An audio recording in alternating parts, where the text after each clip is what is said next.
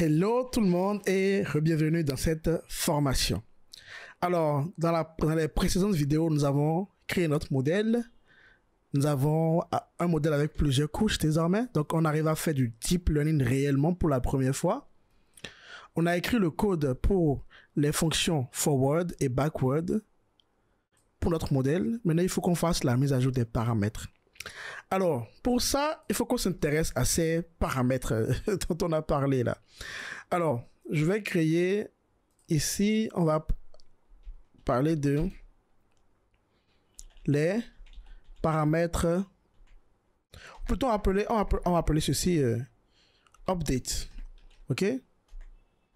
Update des paramètres. Pardon.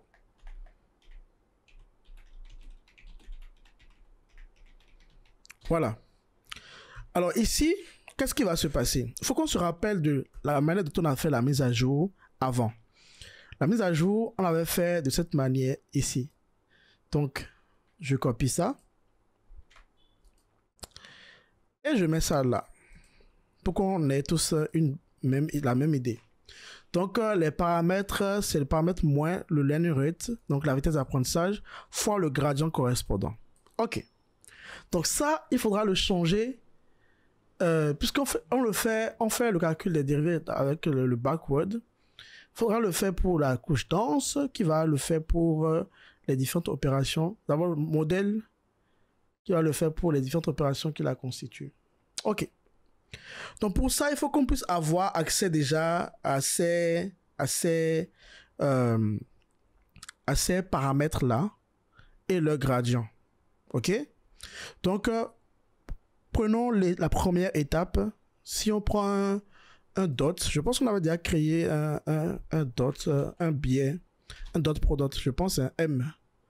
Voilà, on avait appelé ça M comme ceci. Et est-ce qu'on est en mesure d'avoir accès à ces paramètres? M.param. Oui, on est en mesure. Est-ce qu'on est en mesure d'avoir accès à sa dérivée? M.dérivée out. Dérivé output, ouais, c'est ce qu'on a appelé, non?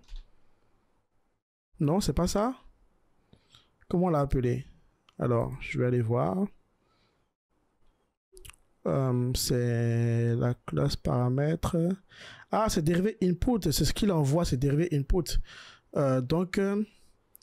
Pardon, dérivé output, c'est ce qu'il reçoit. Dérivé input. Non, ça n'a pas. On n'a pas fait un backward de M.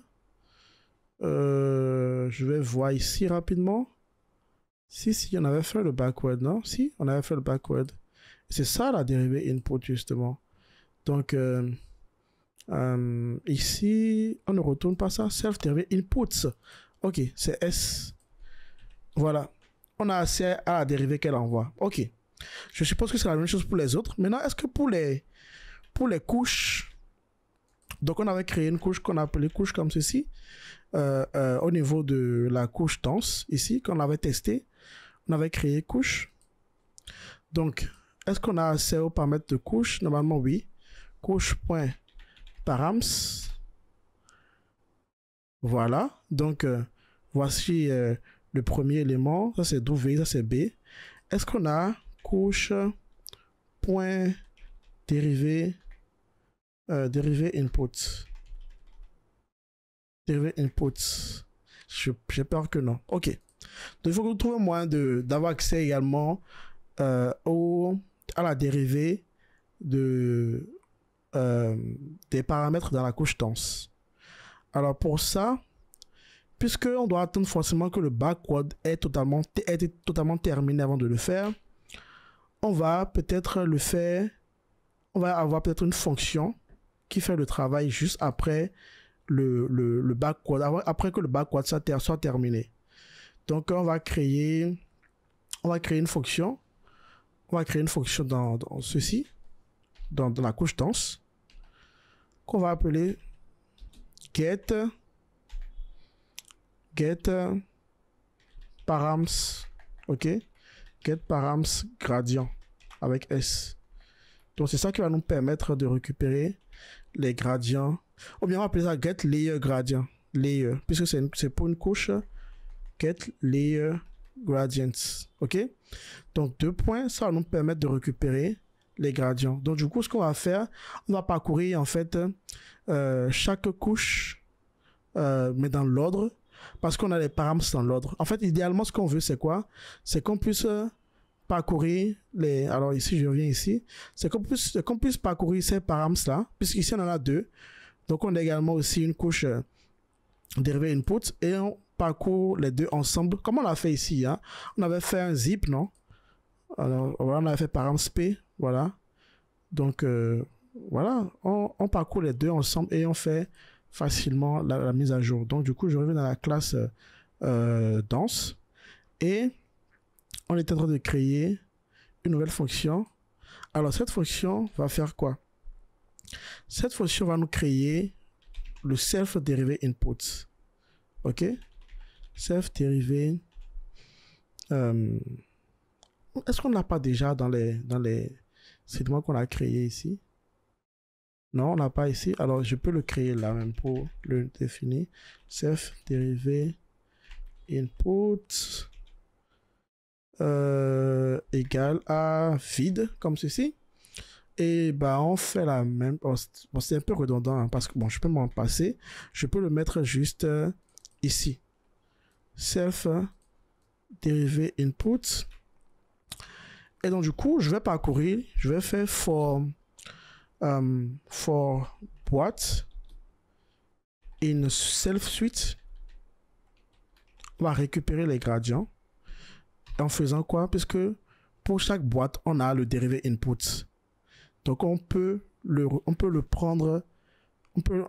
Alors là, attention, c'est pas la dérivée par rapport à l'input qu'on veut, mais c'est dérivé par rapport aux paramètres. Attention, attention. C'est dérivé par rapport aux paramètres. Attention, attention, attention. C'est dérivé par rapport aux paramètres. C'est dérivé params.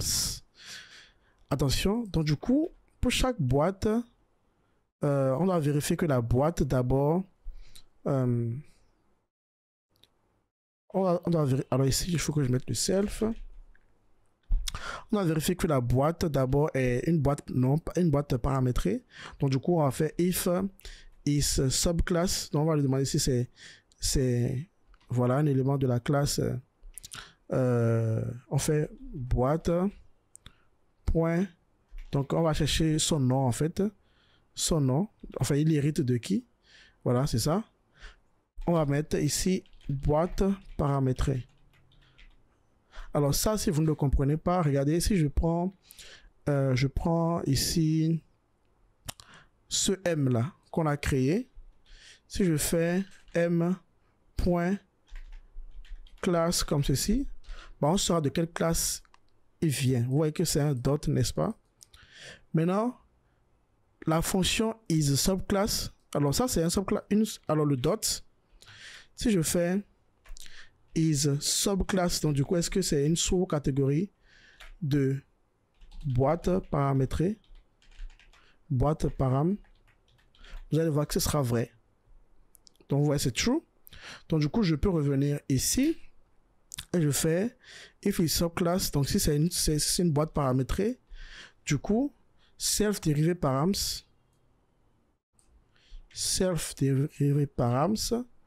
point append boîte point dérivé param.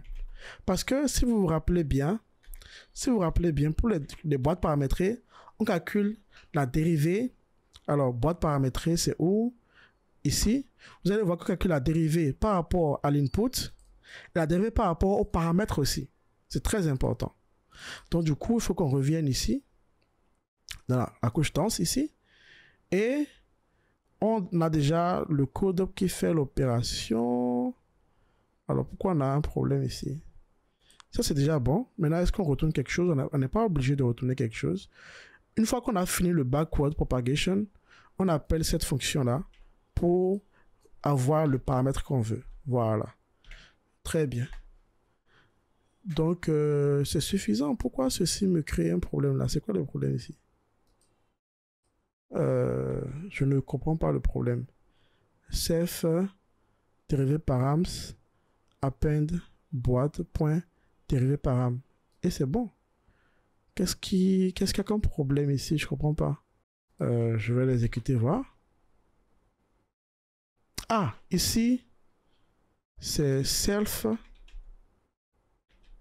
Point, voilà, self.layer, voilà.